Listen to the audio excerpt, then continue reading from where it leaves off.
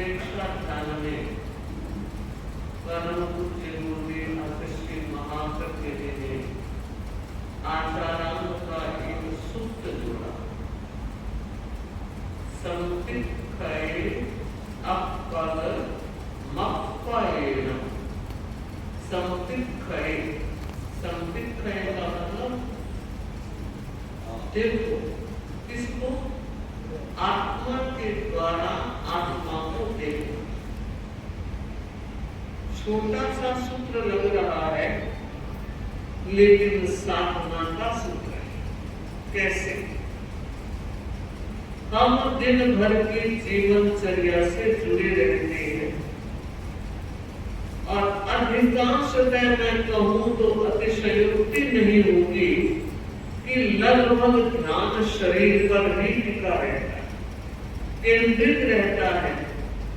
शरीर के लिए बड़ी सावधानी रखी जाती है और आज की तारीख में शरीर के प्रति लोग अलर्ट ज्यादा हुए हैं। कैसे? आज किसी को कुछ लोग जाता हूँ महाराज, जिम जाता हूँ, योगा करता हूँ, आसन प्राणायाम भी करता हूँ। क्यों? इसलिए कि इनसे शरीर स्वस्थ रहे। माना शरीर मंदिर है और परमात्मा का घर इसको माना। ध्यान रखना जरूरी हो सकता है मगर आत्मा का ध्यान रखना उससे भी ज्यादा जरूरी। और इसलिए जरूरी है कि शरीर का एक जन्म का नाता है और आत्मा जन्म जन्मांतरों तक हमारे ही साथ रहने वाला तत्व, चेतन तत्व है। उसकी तरफ भी हमारा ध्यान 24 घंटे में कुछ समय तो केंद्रित होना चाहिए। खाते पीते सोते उठते चलते जगते जब भी हो यह ध्यान रहना चाहिए कि मैं जो कुछ कर रहा हूँ चेतना है, आत्मा है, तो ही सब कुछ क्रियाएं चल रही। और जिस दिन इस पिंजरे से पंखी ने विदा ले ली, पिंजरे का कोई मोल नहीं रहे। हकीकत और सच्चाई के साथ हम जीवन को जीने का प्रयास करें और देखें कि हम कितना आत्मा को शुद्ध करने का प्रयास करते हैं। आत्मा की उज्ज्वलता, निर्मलता, पवित्रता जिन संसाधनों से बढ़ती है, क्या उनका उपयोग हम दिन भर जागरूकता के साथ करते हैं? बहुत बड़े ध्यान की बात है, बहुत बड़ी जागृति की बात है कि हम प्रतिपल जागृत रहना सीखें। अगर व्यक्ति जाग जाता है तो मुझे लगता है कई तरह के खतरों से वो बच जाता है। कहते हैं सोया है पाटा चढ़े, इन वर्णन की सुनी होगी। 2 भैंसें थी, आसपास घर थे और उस समय दूरियां भी सिमटी हुई रहती थी। दोनों भैंसों ने एक साथ बच्चों को जन्म दिया, एक के पाटा और एक के पाटी। जिसके पाटी हुई वो सो रहा था और जिसके पाटा हुआ वो जाग रहा था। उसने चारों तरफ देखा, अरे कोई देखने वाला है नहीं, मैं ही हूँ, तो पाटे पाटे को इधर उधर कर दूं, क्या फर्क पड़ेगा। और जब वो मालिक उठ करके आया और देखा रे मेरे ही वाली भैंसने के देख ले क्या किए, देख जाके पाटा किए। तो एक समझदार व्यक्ति ने कहा सूता है पाटा छूट जाए। सोया हुआ व्यक्ति बहुत बड़ी उपलब्धि प्राप्त नहीं कर सकता और ये भी कहना चाहूंगी जगा हुआ भी नहीं कर सकता अगर सद्गुरु और अच्छा मार्गदर्शन करने वाले व्यक्तित्व का साथ नहीं मिला, तब भी काम नहीं होता। वह घटना प्रसंग जिस समय महाभारत का युद्ध समाप्त हुआ था 18 अक्षौहिणी सेना नष्ट हो गई थी। द्रोणाचार्य कृपाचार्य जैसे गुरु नष्ट हो गए, भीष्म पितामह जैसे बुजुर्ग नष्ट हो गए और दुर्योधन जैसे 100 भाई समाप्त हो गए। 500 पांडव उदास थे। आत्मज्ञानी थी कि तुच्छ राज्य के लिए इतनी बड़ी घोर हिंसा हमने कर दी। कृष्ण के पास आए और कहा, माधव मन नहीं लग रहा है, मन बेचैन है और ऐसा लगता है कि अब हमें थोड़ा सा तीर्थाटन करना चाहिए। इतना बड़ा पाप किया है, तीर्थ यात्रा करके पवित्र हो जाएंगे, निर्मल हो जाएंगे। श्री कृष्ण ने कहा, बहुत अच्छी बात है, बड़े मनोवैज्ञानिक थे।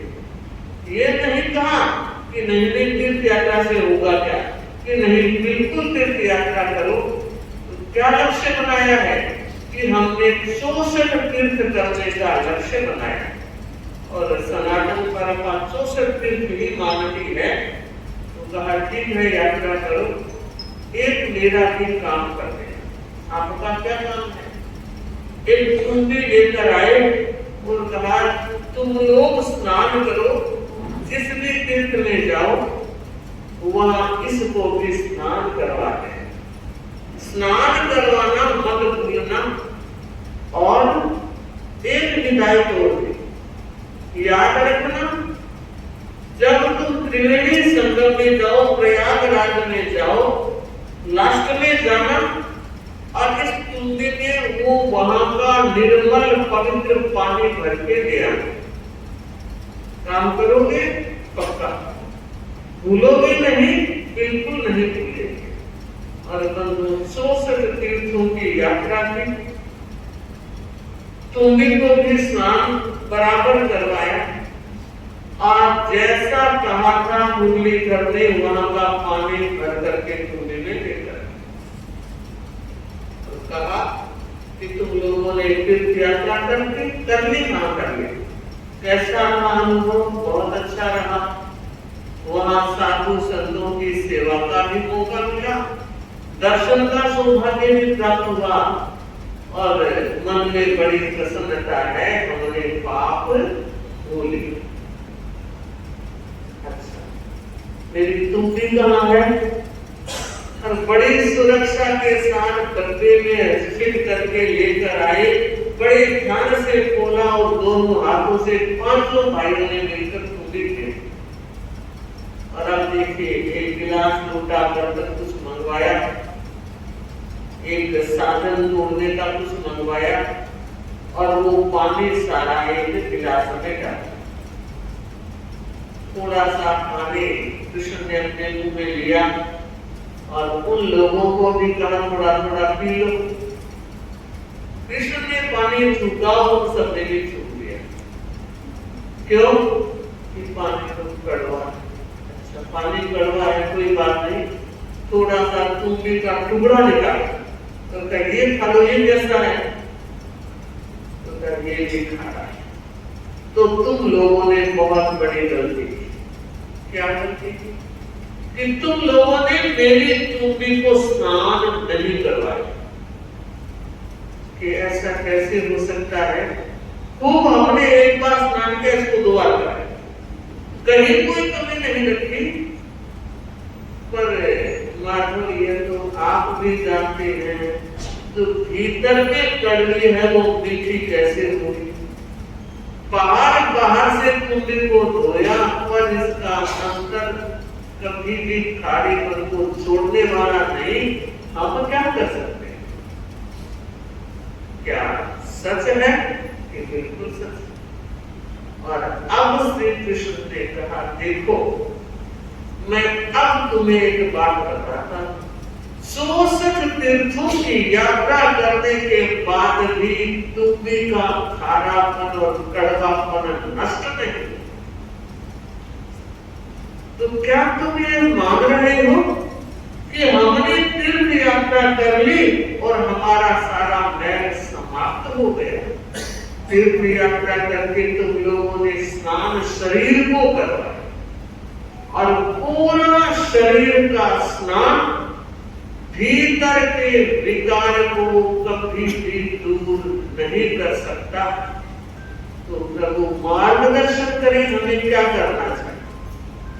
और तब श्री कृष्ण ने कहा आत्मा नदी संयम तोय पूर्णा, आत्मा नदी संयम तोय पूर्णा, सत्यावहाशील तटागयोनि तत्राभिषेकम कुरु पांडुपुत्र, नवारिणा शुद्धति चान्तरात्मा, नवारिणा शुद्धति चान्तरात्मा। एक बहुत बड़ा बोल बांट दिया और जैन मान्यता में बिल्कुल बिक गए। श्री कृष्ण कह रहे हैं पांडु पुत्रों, आत्मा को नदी बनाओ, आत्मा नदी और उसमें पानी भरो संयम का। जितना संयम करोगे आत्मा उतनी ही निर्मल बनेगी, पवित्र बनेगी, उज्जवल बनेगी। और नदी में जो जो चीजें होती है सारी उन्होंने फिर करके बताई। आत्मा नदी संयम तोय पूर्णा, तोय का मतलब पानी। आत्मा रूपी नदी में संयम का पानी, और जहां पानी होगा वहां वेद भी होगा। सत्यावहा, सत्य का वेद रखो। शील दया तट, दोनों तट हैं वो शील के हो और लहरें दया की हो। ध्यान दे, नदी आत्मा को बनाओ, पानी संयम का रखो, सत्य उसका वेग रहेगा, शील उसके दो किनारे होंगे और उर्मियां लहरें दया की होगी। तत्राभिषेकम पूर्वानुपुत्र, ऐसी नदी में प्रतिदिन स्नान करो। मैं बताना चाह रहा हूं कोरे पानी से आत्मा की शुद्धता नहीं होगी। पानी से शरीर साफ होता है, होता भी रहेगा, होता था, लेकिन पानी से अंतर आत्मा की शुद्धि नहीं हो सकती। तो जो विकार है, जो दुष्ट वृत्तियां हुई है, उन सबको अगर दूर करना है, आत्मा की मलिनता को समाप्त करना है, तो तुम लोगों को ध्यान देना होगा। ऐसी नदी में रोज डुबकी लगाओ। मुझे लगता है ये बहुत बड़ी बात कही है। संयम की बात गुरुदेव तुलसी ने अमृत आंदोलन का सूत्रपात किया और उन्होंने एक नारा दिया, संयम खलु जीवन। संयम ही जीवन है। सच, जहां जहां संयम है वहां वहां जीवन की स्वस्थता है, और जहां जहां संयम का अभाव है वहां वहां शरीर की भी अस्वस्थता, मन की भी अस्वस्थता और भाव की भी अस्वस्थता। भोजन का संबंध भाव से है, भोजन का संबंध शरीर से है, भोजन का संबंध वाणी से, जीव से। मुझे लगता है कई बार व्यक्ति भोजन का असंयम करके बहुत बड़े रोग को निमंत्रण दे देता है। शुगर की बीमारी है, मीठा नहीं खाना चाहिए, पर जिस व्यक्ति के संयम नहीं होता वो क्या कहता है कि मरेंगे तो सही, खाकर मरे या बिना खाए मरे, मरना तो है ही, फिर मौज मस्ती के साथ मरो। ये बात संयमी व्यक्ति नहीं कह सकता। यह बात वही व्यक्ति कह सकता है जिसका संयम पक्ष कमजोर, जिसका अपनी जिह्वा पर, रसना पर नियंत्रण न हो, लगाम न हो। मैं ये कहना चाहूंगी, पानी से स्नान गर्मी में एक बार से नहीं कई बार कर लेते, ठंडक होती है, शरीर को अच्छा लगता है, फ्रेशनेस आती है। पर मुझे यह तो बताओ, आत्मा के लिए, उसकी शुद्धि के लिए क्या किया जा रहा है? जब तक आत्म पवित्रता की दिशा में प्रस्थान नहीं होगा, तब तक मुझे लगता है कि जो चीज हम पाना चाहते हैं वो नहीं पा सकेंगे।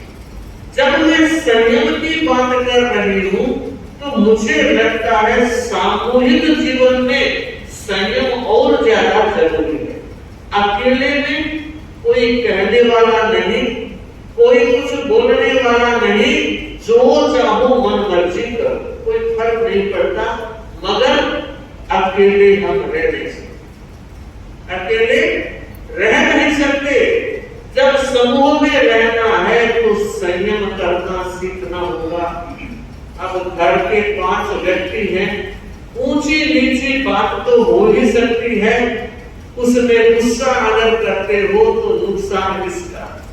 मुझे लगता है परिवार में अगर किसी ने, माँ ने, पति ने, बेटे ने, बहू ने, मूलतः यही परिवार का ढांचा है, इनमें से किसी ने कोई हमारे प्रतिकूल बात कह दी तो कम से कम सोचना जरूर चाहिए कि ये जो कहा है मैं चिंतन करूं।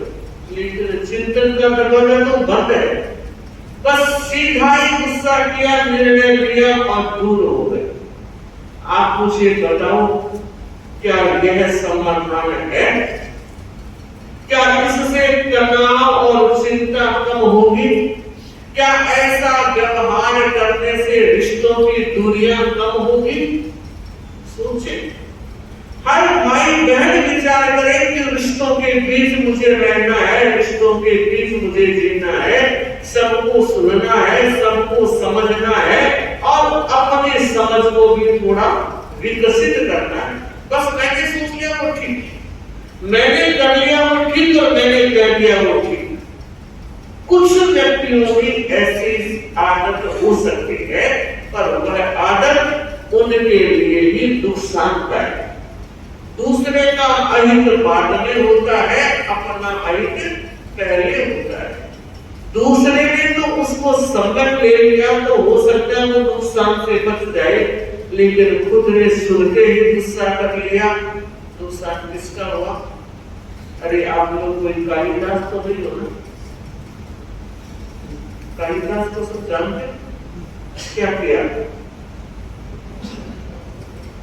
जिस डाली पर बैठे थे उस डाली को काट रहे थे और किसी समझदार ने कहा, अरे कालिदास क्या कर रहे हो? जहां बैठे हो उसी को काट रहे हो, नीचे गिर जाओगे। पर वो कालिदास को समझ गया और इतना समझा कि राजा भोज के 9 रत्नों में एक रत्न आज भी साथ। पर विचार करना, आप और हम क्या कर रहे हैं? हम कैसा जीवन जी रहे हैं, कैसी व्यवस्थाएं हैं और हमारे जीने का ढंग कैसा है, हमारी सोच कैसी है, हमारी शैली कैसी है और हमारा व्यवहार कैसा है। ये माला सामायिक बाद में देखे जाते हैं, व्यवहार पहले देखा जाता है। माला सामायिक तो आप घड़ी 2 घड़ी कर सकते हो, 24 घंटे नहीं, मगर परिवार के साथ तो 24 घंटे रहना है, समाज के साथ दायित्वशील बनकर रहना है। और मुझे लगता है जब तक व्यक्ति का पेट बड़ा नहीं होगा, तब तक समाज में और परिवार में फिटनेस नहीं बढ़ेगी। पेट बड़े की बात समझना, छाती से आगे आगे वो बात नहीं है, वो तो छोटा रहेगा उतना अच्छा रहेगा। मगर बड़े पेट का अभिप्राय यह है कि जो कुछ आए हजम कर लो, पेट क्या करता है, खाना देते हैं नहीं तो करता है। अगर किसी ने कुछ हमें परोस दिया है, अरे वैसे तो थाली में परोसा जाता है, भोजन किया जाता है, मगर ऐसी घटनाएं बहुत बार होती है जहाँ थाली की जरूरत नहीं, जहाँ टेबल कुर्सी की जरूरत नहीं, इवन बैठने की भी जरूरत नहीं, चलते फिरते भी परोस दिया जाता है। और वो इतना अजीर्ण हो जाता है कि न जाने 6 महीने का खाया हुआ सारा निकल। इस परिस्थिति में भी ध्यान देना है कि मुझे संयम को बरकरार रखना है, और यही तो क्षण वो क्षण है जब मेरी कसौटी हो रही है, पेपर हो रहा है, उत्तर लिखने का यही तो वक्त है। मुझे ध्यान देना है, सही उत्तर देना है। वक्त पर तो आपने गुस्सा कर लिया और बाद में कहते हैं सॉरी, उस समय ध्यान नहीं रहा, तो फिर रोज की सॉरी तो राबड़ी रोटी हो जाए। इसलिए इतने जागरूक बनने का प्रयत्न तो किया जाए, और प्रयत्न अगर किया जाता है तो सफलता भी मिलती है। हम यत्न नहीं करते, प्रयास नहीं करते, प्रयत्न नहीं करते, और ये कहते हैं क्या करें, कुछ बदलना संभव नहीं लगता, संभव ही नहीं लगता। जरूरत है हम विचार करें हमारी दिशा कैसी है और हमारी दशा कैसी होने वाली। जिस दिशा में चलोगे दशा भी वैसी होगी, और कोई व्यक्ति अपनी दशा को सुधारना चाहता है, बिगाड़ना नहीं चाहता, मगर जब अपनी वाणी से, अपने कानों से, अपने व्यवहार से बिगड़ने वाले काम किए जाते हैं, तो आप मान कर चलिए जहर को कोई व्यक्ति छिपकर भी खाता है, छिपकर भी जहर खाता है तो परिणाम आता ही आता है। ठीक इसी तरह अगर हम कर्म का बंधन कर रहे हैं तो कर्म का फल भोगने के लिए भी हमें तैयार रहना होगा। श्रीमद रामचंद्र से एक युवक ने प्रश्न किया था, मैं इस दुनिया में सुखी रहना चाहता हूँ, मुझे रास्ता बताएं। बहुत बड़ी बात कही, मैं सुखी रहना चाहता हूँ, रास्ता बताएं। उन्होंने कहा सुखी रहने का रास्ता तो मैं बता दूंगा, पर रास्ते पर चलना तेरा काम, बताना गुरु का काम है और चलना व्यक्ति का, साधक का काम है। तो उन्होंने कहा देख, जब भी तू कोई काम करे बड़ी जागरूकता से करना, और उनके शब्द ही मैं यूज करूं, बंध समय चित्त चेतिए, बंध समय चित्त चेतिए, उदय क्या शंका। अरे जीव, अरे मेरी आत्मा, अरे भव्य आत्माओं, जिस समय कर्म का बंध कर रहे हो उस समय जाग जाओ। उदय क्या शंका। अब बंध आपने गलत कर लिया, उदय आया तो रो रहे हो, रो मत, ये तुम्हारे ही बोए हुए बीज तुम्हें फल दे रहे हैं, चाहे खट्टे हैं, चाहे मीठे हैं, चाहे खारे हैं, चाहे कड़वे हैं, खाने तुझे ही होंगे। तो जब ये फल आए हैं तब अगर तुम सावधान रह गए तो कर्म का भार बढ़ेगा नहीं, और बंधन में जागरूक बन गए तब भी कर्म के भार से हल्के रहोगे। सुखी बने रहने का इससे बड़ा रास्ता और क्या हो सकता है। मानकर चले कि हमारे पास जन्म जन्मांतरों का भंडार भरा पड़ा है, उस भंडार में अच्छी भी है और खराब भी है। अच्छी बात सुख देने वाले कर्म भी है, तो अशुभ और असाता देने वाले कर्म भी है।